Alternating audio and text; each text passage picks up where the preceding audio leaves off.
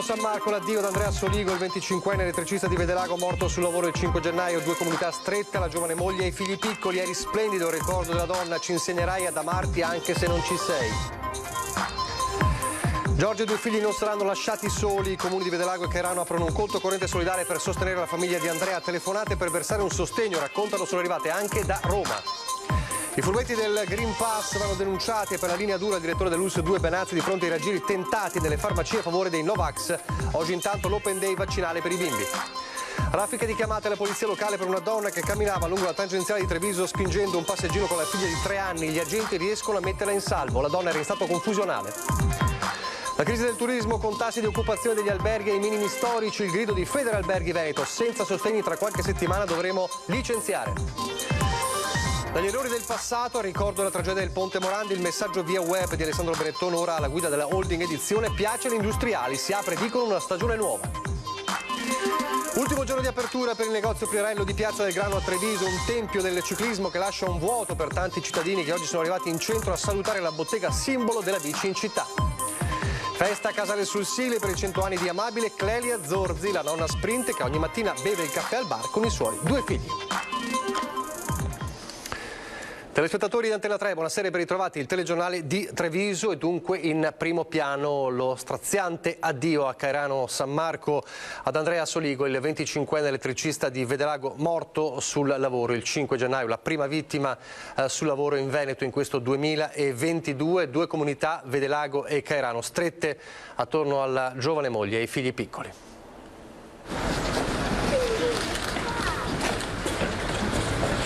Tra la folla commossa per l'addio ad Andrea Soligo anche il figlioletto di 4 anni, tra le sue mani un cartellone con la scritta "Papà ti amiamo". Poco lontano la sorellina di 2 anni.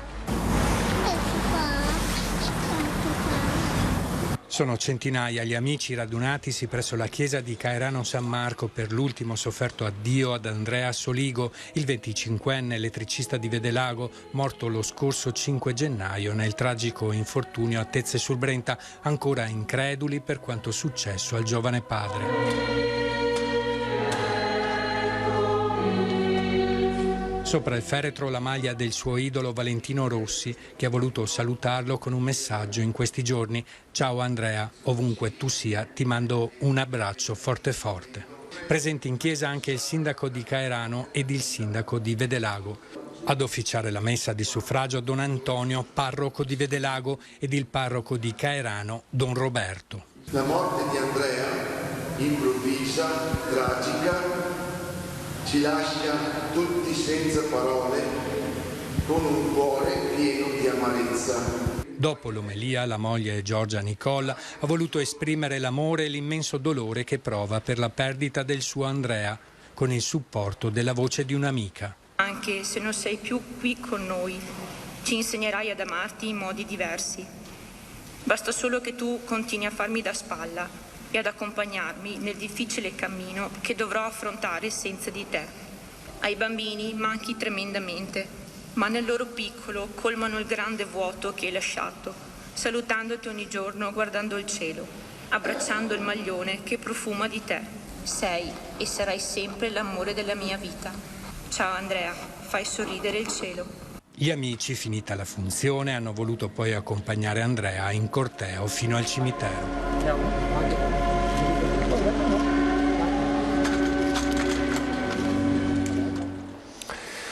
E nel giorno dell'addio da Vedelago e da Cairano di San Marco parte una raccolta fondi per sostenere la giovanissima vedova e i suoi 2 figli piccoli. È arrivata addirittura una telefonata proprio da Roma. Un signore ha chiamato ai nostri centralino e ha parlato quindi poi con la nostra segreteria e chiedeva proprio la possibilità di poter effettuare un versamento, perché questa storia, purtroppo questa tragedia l'ha profondamente toccato e voleva dare anche lui il suo contributo. L'eco della tragedia così forte da arrivare fino a Roma, spingendo verso una corsa solidale per la famiglia Soligo.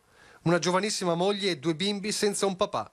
Il momento del dolore che accomuna Vedelago e Cairano si trasforma in un'iniziativa per supportare la famiglia di Andrea Soligo anche nel futuro.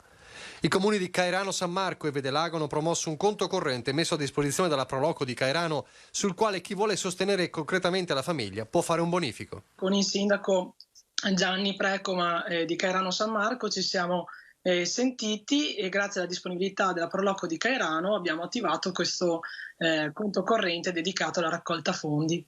E sempre per raccogliere fondi, la Proloco di Cairano ha organizzato uno spiedo solidale da Asporto per domenica 23 gennaio, dalle ore 12, presso gli impianti sportivi. L'intero ricavato sarà devoluto alla famiglia di Andrea. E tutta la comunità si è subito mossa e quindi hanno attivato questa possibilità di di ordinare, di prenotare uno spiedo con contorno, chiaramente da Asporto visto il momento. Lo avevano già fatto in un'altra occasione e quindi sono già ben organizzati. E quindi ringraziamo sicuramente tutti i volontari, tutti coloro che stanno dimostrando la loro vicinanza, perché chiaramente questo è un momento importante, ma è importante anche non lasciare la famiglia da sola anche nei prossimi giorni, nei prossimi tempi, quando i bambini avranno anche bisogno di incominciare a frequentare tutti i servizi come tutti gli altri bambini. Inoltre, assicura il sindaco di Vedelago, per Giorgia e i suoi figli l'impegno continuerà. Vogliamo dimostrare di essere vicini a Giorgia, quindi alla moglie e ai suoi bambini, e di non lasciarli soli, non solo adesso nel momento appunto fresco del fatto, ma anche nel tempo. Tant'è che abbiamo attivato chiaramente i nostri servizi sociali e nei prossimi giorni insomma ci saranno dei colloqui per supportare la famiglia laddove ce ne fosse la necessità. Andrea Soligo, lo dicevamo, è stata la prima vittima del lavoro e sul lavoro in Veneto in questo 2022. Tra le tante croci del 2021 nella Marca certamente c'è quella di Mattia Battistetti, il giovane morto nel cantiere di Montebelluna nell'aprile dello scorso anno. Aveva solo 23 anni. La mamma continua la sua battaglia per la giustizia ed era presente al funerale di Andrea Soligo. Anche lei qui per il funerale? Certo, sono qua per rispetto di Andrea e di Giorgia.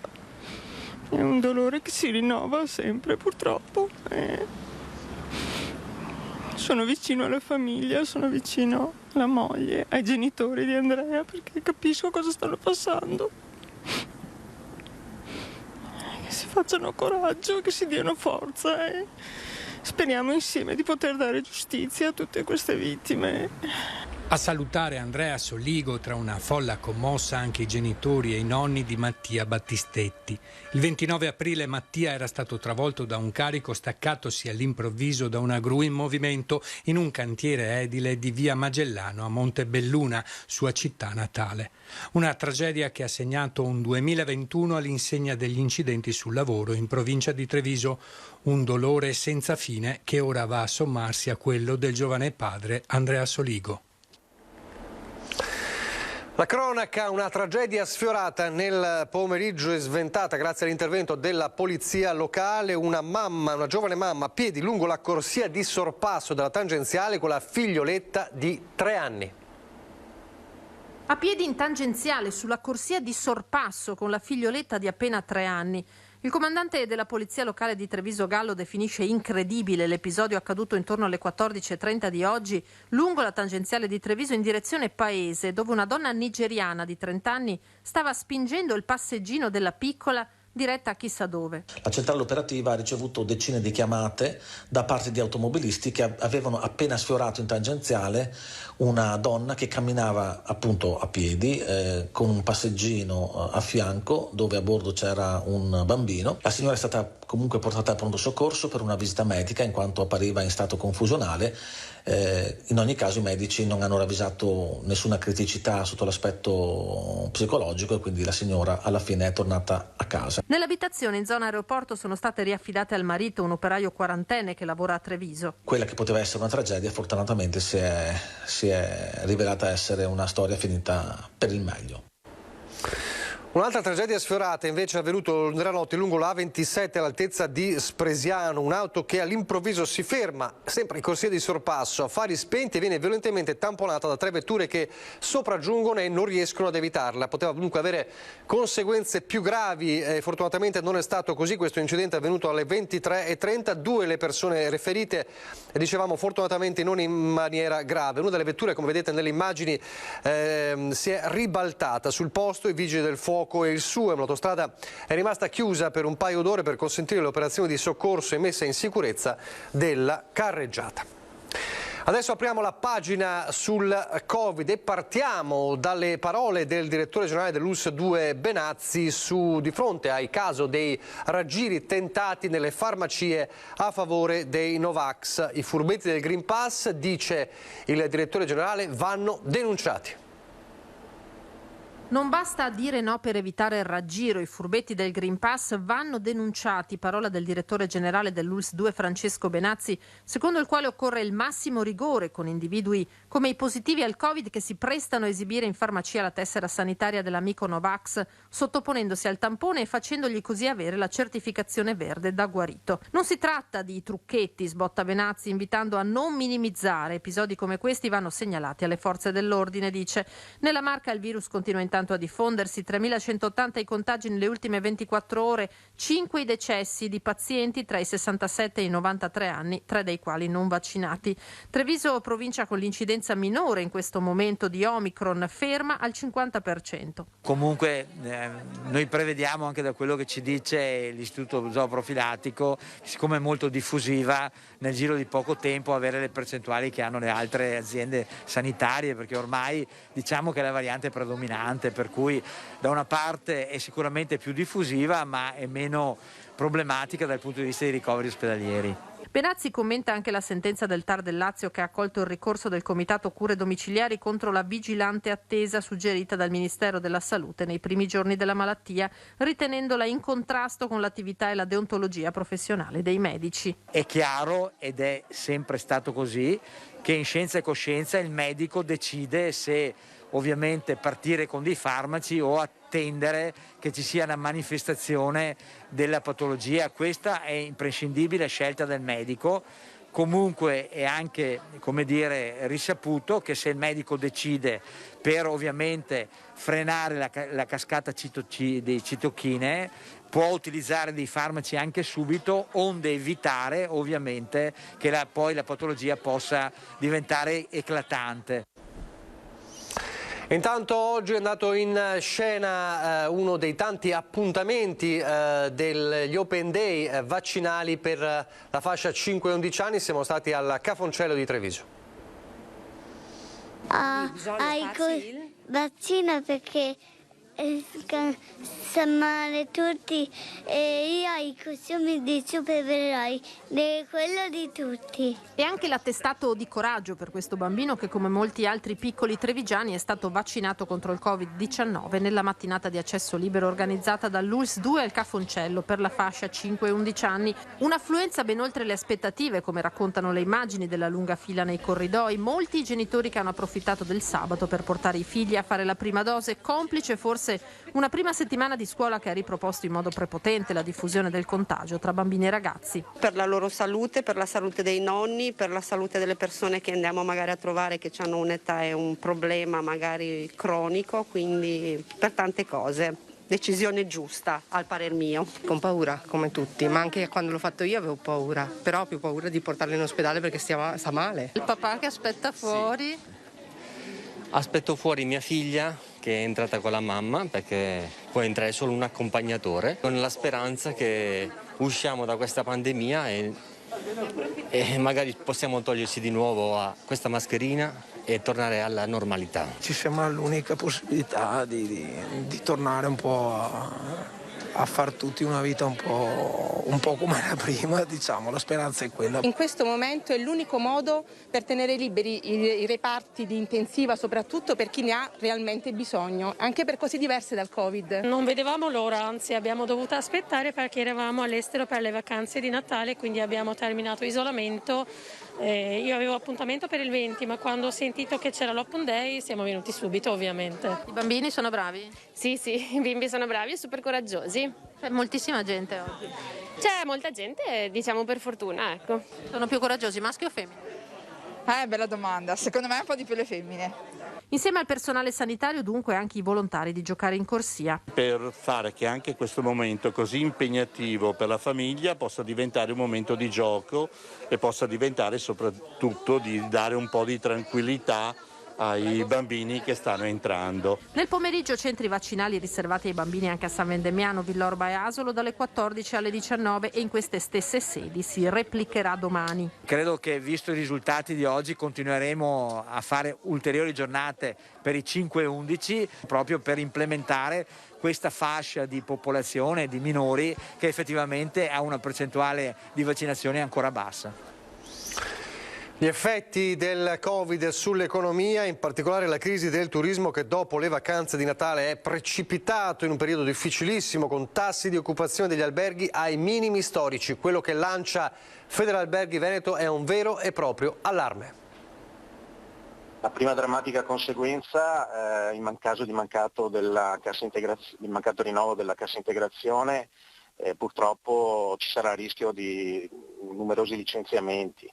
Senza sostegni il sistema non regge. A lanciare l'allarme è Massimiliano Schiavon, presidente di Federalberghi Veneto. Ancora qualche settimana, dopodiché, se non arriveranno misure concrete, gli imprenditori saranno costretti a lasciare a casa i dipendenti. La successiva conseguenza è quella di vedere molte aziende che di fronte al rincaro dei costi, soprattutto anche quello delle bollette, delle utenze in generale, possano decidere di tenere chiuse le proprie aziende piuttosto che mantenerle aperte e quindi rinnovando i contratti ai propri lavoratori. Dopo la fiammata delle vacanze di Natale, con buoni tassi di occupazione delle stanze negli alberghi, la situazione è ora drammatica. Purtroppo al termine delle festività e delle vacanze siamo ripiombati su occupazioni che rappresentano il 10% con qualche picco nei weekend, ma assolutamente insufficienti per sostenere il sistema. Oltretutto è da diverso tempo che stiamo chiedendo al governo l'attenzione soprattutto sul rinnovo dei sostegni al nostro settore, che è quello in assoluto più colpito e che vede la totale assenza del mercato internazionale. Credito d'imposta sugli affitti, esonero dal pagamento dell'IMU, moratoria sui mutui e cassa integrazione Covid sono, secondo Federalberghi, indispensabili per consentire alle aziende del settore di superare questo periodo e poi ripartire quando la situazione lo consentirà. Se questo non avverrà, nelle prossime settimane saranno sicuramente giorni particolarmente difficili per il nostro settore. Ancora l'economia, ieri vi abbiamo fatto sentire, mostrato le prime parole da neopresidente di Edizione, la holding della famiglia Benetton, di Alessandro Benettoni, in questa modalità inusuale, con un messaggio via YouTube e poi anche via social, con parole anche forti sul passato, gli errori del passato e la parola d'ordine della discontinuità rispetto al passato. Oggi gli industriali di Asindustria Veneto Centro, industriali di Treviso e di Padova, commentano queste parole parlando di franchezza e chiarezza. So bene che in questo periodo a tanti il cognome Benetton non piace. Sono stati fatti degli errori e alcuni molto gravi. E non sto parlando solo del ponte Morandi. Quella è una tragica conseguenza che peserà per sempre. Gli errori sono stati fatti prima, quando si è scelto di dare troppe deleghe alle persone sbagliate. L'immediatezza e soprattutto la franchezza. Il mondo economico accoglie positivamente le modalità e i contenuti del video con il quale, attraverso i suoi canali social, Alessandro Benetton ha annunciato di essere tornato alla guida di Edizione, la holding di famiglia di cui è stato nominato presidente. Il messaggio che Alessandro Benetton con il video ha voluto lasciare, secondo me è un messaggio chiaro che si apre una nuova stagione dove lui stesso dice ci metto la faccia, ed è iniziato realmente mettendoci la faccia e quindi dimostrando insomma che lui c'è e prende con grande vigore questa nuova sfida che attende lui e tutta la famiglia.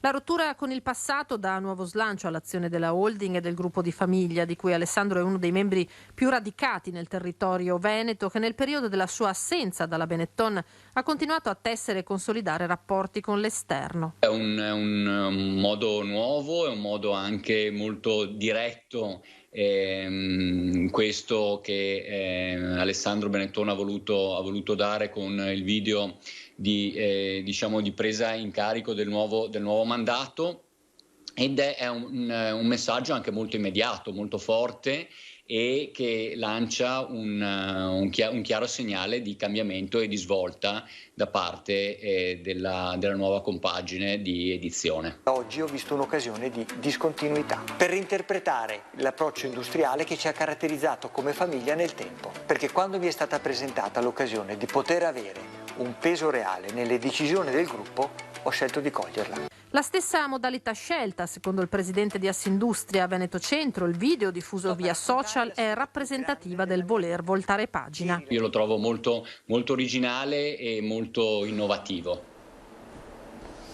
È volta pagina davvero anche un nome storico per il centro di Treviso, l'ultimo giorno di apertura per il negozio Pinarello di Piazza del Grano, da 70 anni un tempio del ciclismo che lascia un evidente vuoto per tanti trevigiani che oggi sono arrivati in centro a salutare la bottega simbolo della bici in città. Ma per il futuro in questo spazio in Piazza del Grano non è escluso che possa aprire un museo della bicicletta. Da Bartali a Indurain a Froome hanno tutti varcato la porta di questo negozio, quindi sono stato veramente privilegiato di condividere un'esperienza così. Dopo 70 anni il negozio Pinarello di Piazza del Grano chiude i battenti e cala il sipario su un pezzo di storia del ciclismo in città, vetrina mondiale di tour, giri, tappa di pellegrinaggi da tutto il mondo da quando la mitica maglia nera di Nani, era il 1951, è diventata la storia di un'impresa che ha portato il nome Pinarello nell'Olimpo della bici.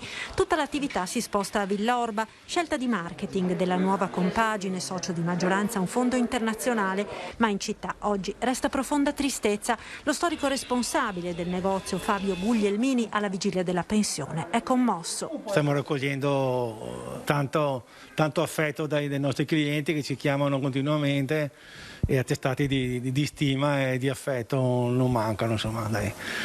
Un'uscita di scena triste ma non disperata. Ed in tanti oggi sono andati per l'ultima volta in negozio. Beh, è un negozio storico, per cui insomma in centro a Treviso è un dispiacere non vederlo più. A malincuore, esatto, sì, perché personalmente ho lavorato qua, quindi sento molto triste per questo chiudere, però se è stato deciso così immagino dovesse essere fatto, quindi. È un po' triste, se devo dire la verità, perché era un'istituzione. In chiusura anche magazzino e officina dove generazioni di trevigiani hanno portato le bici a riparare. Proprio un tempio del ciclismo e della riparazione del ciclismo. Perché loro veramente mettono mano su tutto, qualsiasi cosa che altrove mi avevano detto no, assolutamente.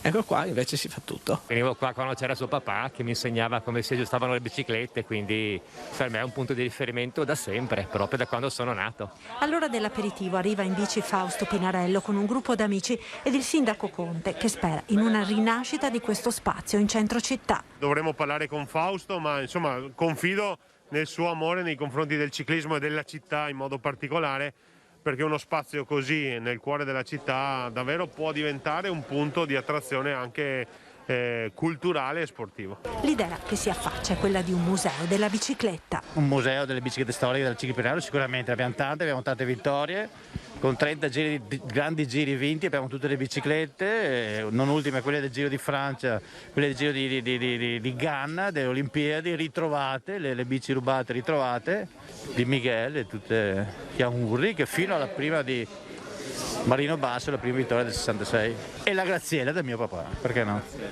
È ancora qui.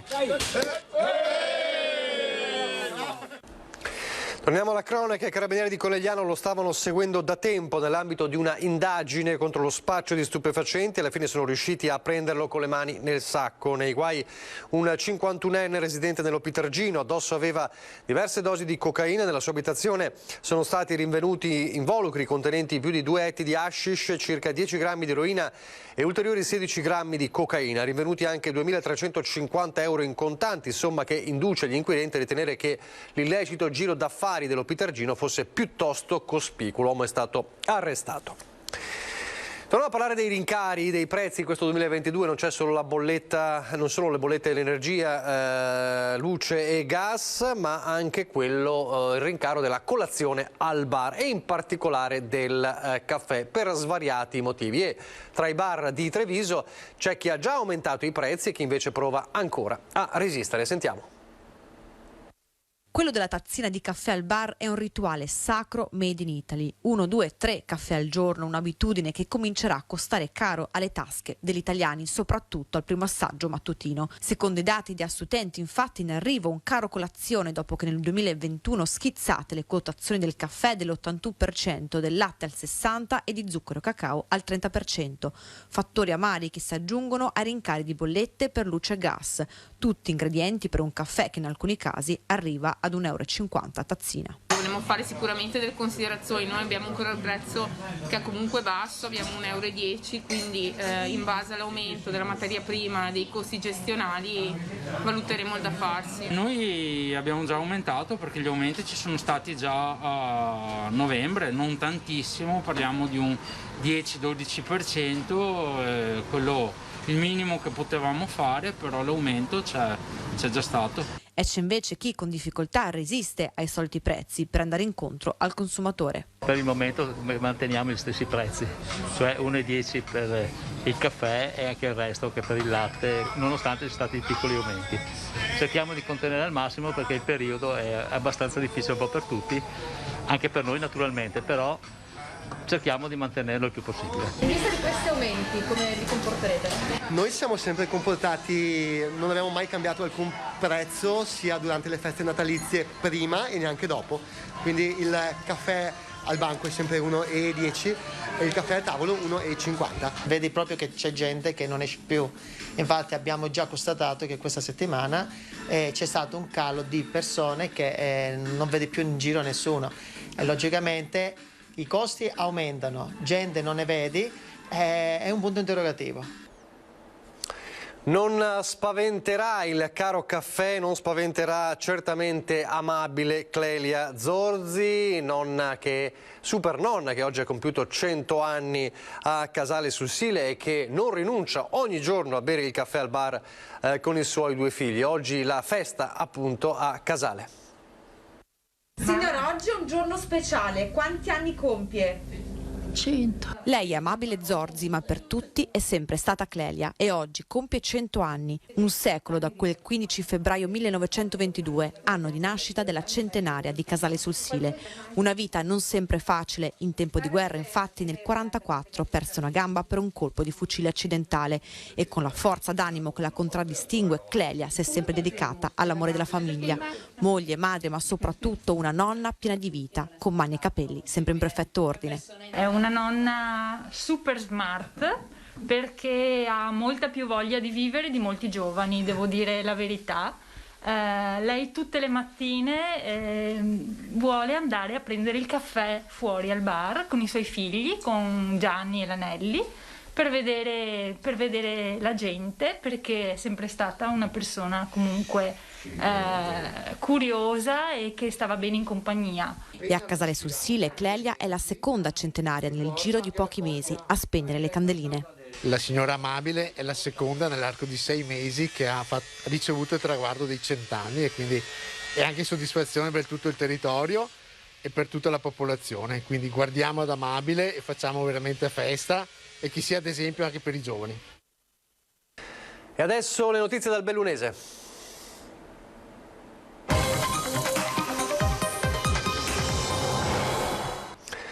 In apertura torniamo a parlare della tragedia che abbiamo raccontato ieri a Feltre, la morte del 52enne Ivan Gaio nell'incendio della rimessa. Secondo quanto è stato possibile ricostruire circa la tragedia, a far scoppiare le fiamme, l'incendio che è risultato poi fatale al 52enne sarebbe stato il surriscaldamento del tubo di una vecchia stufa. Gaio era dipendente della Maitex, impegnato nella protezione civile, lo sappiamo, lascia la moglie e 2 bimbi piccoli. Appena scattato l'allarme è corso per tentare di domare il rogo entrando con un estintore nella rimessa che veniva usata come deposito di attrezzi, ma l'ambiente era già saturo di fumo e l'uomo è morto asfissiato dal monossido di carbonio. Poi il suo corpo è stato ritrovato non appena i vigili hanno spento l'incendio della struttura che nel frattempo era collassata. Dunque il surriscaldamento del tubo di una vecchia stufa la causa principale, molto più probabile, del rogo che è stato fatale al 52enne Ivan Gaio. Anche nel Bellunese la rivolta soprattutto delle aziende artigiane contro il caro energia. Artigiani in difficoltà su tutti i fronti. Circa il 30% dei dipendenti è a casa causa Covid. Le materie prime sono aumentate a dismisura e i rincari energetici rischiano di essere la mazzata finale.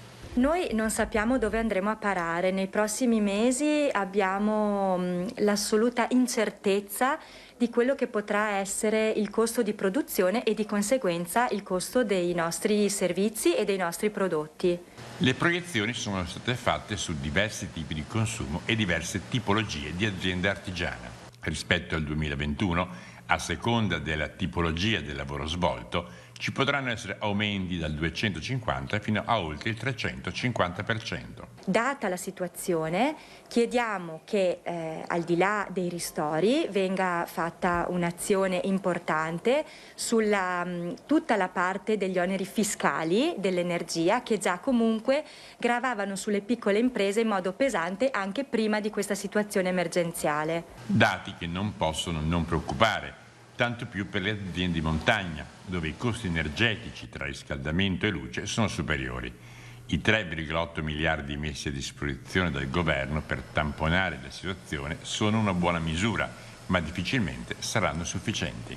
Io credo che ci sia attenzione, già comunque sono stati stanziati dei soldi proprio per il caro energia, tutto ciò però non basta.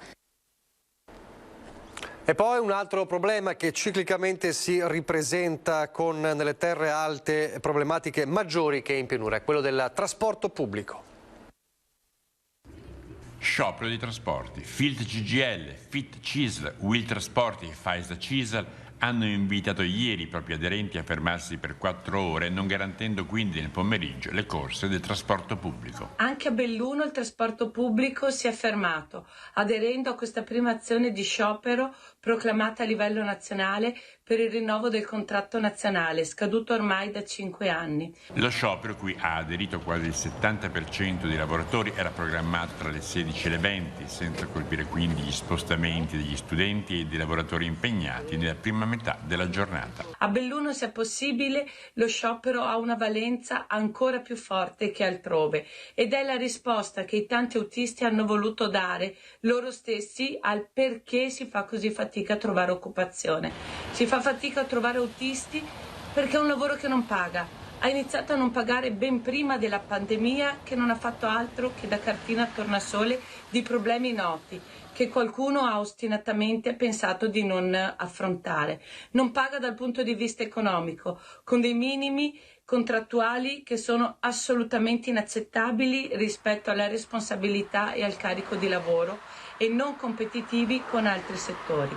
Ma non paga nemmeno dal punto di vista della professionalità e del riconoscimento dell'importanza del ruolo dell'autista, che è diventato uno che guida, da mandare di qua, di là, da fare da tappibuchi per le varie emergenze che si pongono. L'appello è rivolto a Dolomiti Bus, con la speranza di poter dare nuove prospettive a un settore asfittico ormai purtroppo da lungo tempo. Da parte nostra chiediamo alle istituzioni e all'azienda di riprendere immediatamente un confronto serrato. Di trasporto pubblico questa provincia ha bisogno, è fondamentale. Rilanciamo il trasporto pubblico, aumentiamo le corse e il servizio. Aumentando il servizio aumenterà l'occupazione e la buona occupazione sarà attrattiva per altra occupazione. È tutto, vi lascio al meteo, arrivederci.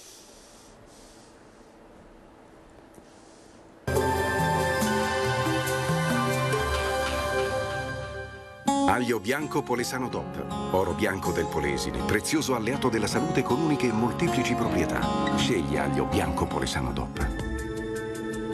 Benvenuti al meteo. Il robusto anticiclone che occupa gran parte dell'Europa comanda il tempo sulla nostra penisola e dunque anche sul nostro territorio. Il dettaglio di domenica 16 gennaio. Sul Veneto sarà asciutto, senza piogge, tanto sole con cielo sereno o poco nuvoloso. Qualche nebbia nelle ore più fredde sulla pianura. Inoltre la stabilità che si protrae da giorni, unitamente all'assenza di vento, stanno causando un nuovo aumento delle concentrazioni degli inquinanti atmosferici. Diamo uno sguardo però alle temperature, che saranno sostanzialmente stazionarie, minime tra -2 e 1 grado. grado, massime sugli 8-9 gradi.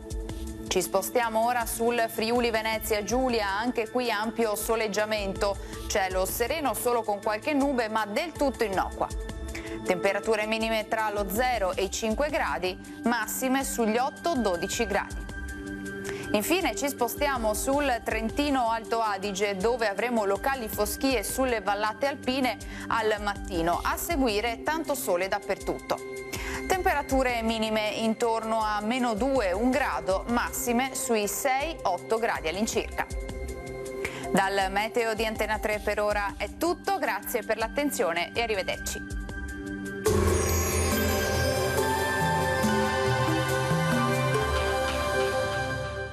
Aglio bianco Polesano DOP, oro bianco del Polesine, prezioso alleato della salute con uniche e molteplici proprietà. Scegli aglio bianco Polesano DOP.